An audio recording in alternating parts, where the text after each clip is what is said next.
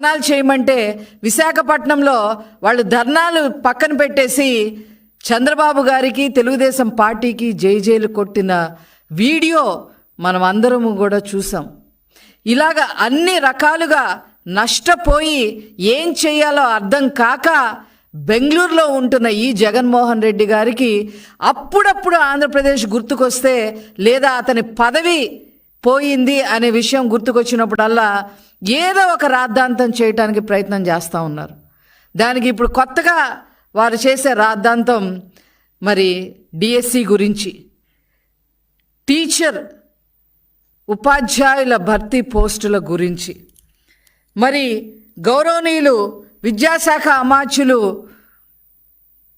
నారా లోకేష్ గారు మరి చంద్రబాబు నాయుడు గారి యొక్క 75వ పుట్టినరోజు సందర్భంగా మరి రాష్ట్ర వ్యాప్తంగా 16,347 టీచర్ పోస్టులకి నోటిఫికేషన్ ఇస్తే ఓర్చుకోలేకపోతా ఉన్నారు.